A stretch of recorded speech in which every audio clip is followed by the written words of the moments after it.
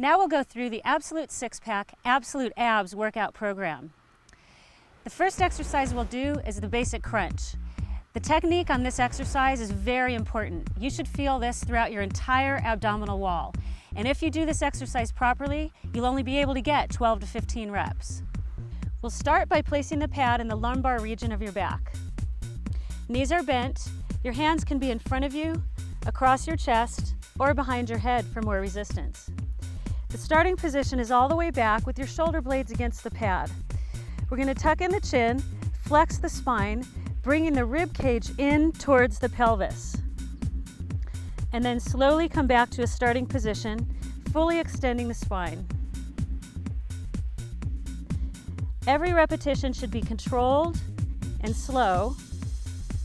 If you feel yourself exhausting, you can always stop, take a rest, and start over. This exercise works the entire abdominal wall. When done properly, you'll feel your abs from the top to the bottom. Once you're done with your 12 to 15 reps, you can rest and move on to the next exercise. The reverse crunch is a variation of a regular crunch, but we're reversing the direction of the resistance by lifting our pelvis towards our rib cage rather than our rib cage towards our pelvis. The starting position is a little bit back further on the pad with your shoulders flat on the ground and your head back. Knees are bent. Keep your knees and feet together and lift your legs into a 90-degree angle. You can hold on to the base of the pad throughout this entire movement. We'll start by rotating the pelvis towards the rib cage, lifting up and in, flexing the spine, and then extending the spine back to our starting position.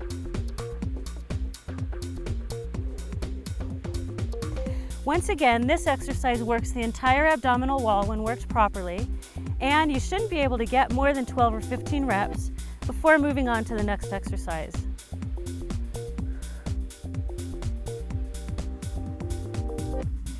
This exercise is called the oblique crunch, or a crunch with a twist. It's designed to do the same thing as a crunch, but really focuses on the obliques, or the very outermost part of the abdominal wall.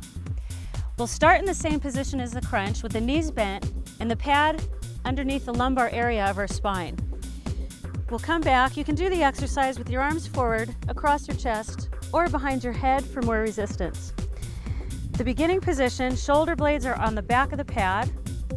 We'll tuck our head in, and as we come up, we're going to simultaneously twist to one side and then relax. Coming up again on the other side and twist back to the starting position. You'll want to do 12 to 15 reps on each side before moving on to the next exercise. As with the crunches, you should really feel this in the entire abdominal wall with the focus on the outermost portion of the abs. And you should only be able to get 12 to 15 reps on each side. Normally, when we're isolating the abdominals, we're not recruiting the hip flexors. Our next exercise, a full sit-up, consciously recruits the hip flexors. We'll start with a basic crunch, and then we'll expand on it. So we start with our basic crunch position. The pad is in the lower lumbar area of our back. Keep your knees bent. Your hands can either be in front of you, across your chest, or for more resistance behind your head. We go back into our starting position with our shoulder blades on the pad. We're going to start with a crunch, closing in your chin, crunching forward, and then consciously coming all the way up, combining two exercises into one. All the way back down into our starting position. Crunch, recruit the hip flexors into a full sit-up, and all the way back.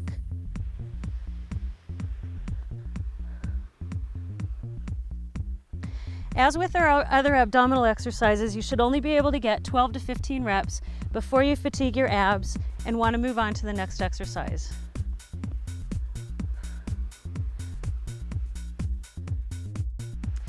The plank is an isometric exercise designed to strengthen and stabilize your core. You'll place your forearms on the pad, put your body in a straight position, and balance on your toes like you would for a push-up. You want to pull in the abdominals, tighten them, and squeeze them in towards the spine. You'll be able to stay in this position because your entire abdominal wall is working and your core muscles are stabilized. You'll want to do this activity for 15 seconds and then rest and move on to the next exercise. The absolute back extension is an exercise designed to complement all the crunch work we're doing. We're going to be working the lower area in the back to assure that we get a well-rounded core workout. We'll start by placing the pad underneath our hips, and once again, you can either increase or decrease the air to make the pad comfortable for you. We'll keep our feet together, and feet will remain on the floor throughout the entire exercise. We'll put our hands forward, thumbs facing the ceiling, and we just want to come up, bringing our hands straight up in the air and out, arching up, really recruiting all the muscles in the lower back. Squeeze and hold, and then drop back down.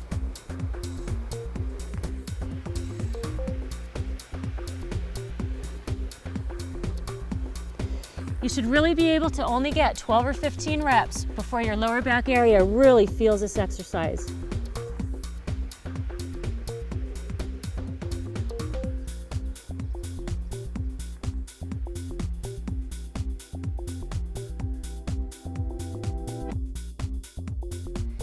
The alternating bicycle crunch is an advanced abdominal movement. It starts with the oblique twist and consciously recruits the hip flexors. We'll start in the same position as the oblique crunch.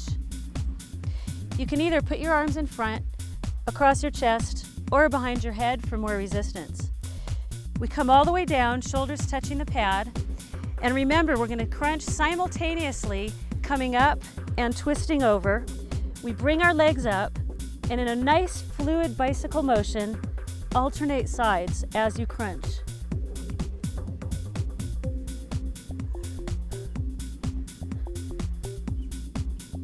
You may not be able to get 12 to 15 reps on each side in the beginning, but you can work up to it and then move on to another exercise. The V-up is an advanced abdominal exercise. We're going to use the entire abdominal wall and also consciously recruit the hip flexors. The most important thing about this exercise is that you don't use momentum to help you through the movement. We'll start with the pad in the same position as for the crunch. Knees are very slightly bent, but we'll come all the way down with our arms way over our head. Now we're going to sit up in a V shape, recruiting our abs and touching our toes. Come all the way up, touch the toes, in a nice, slow, controlled fashion, all the way back down. Crunch first, pull in the hip flexors, and all the way back down. Do as many of these as you can, and work your way up to 12 or 15 reps.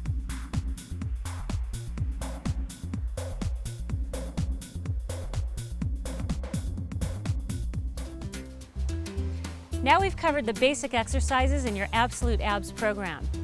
So remember, the abdominals are like any other muscle group and require the same rest and recuperation as you would give other muscles that you train. Along with your Absolute Abs program, a little cardiovascular exercise, and some sound nutrition, and you are well on your way to your absolute six-pack.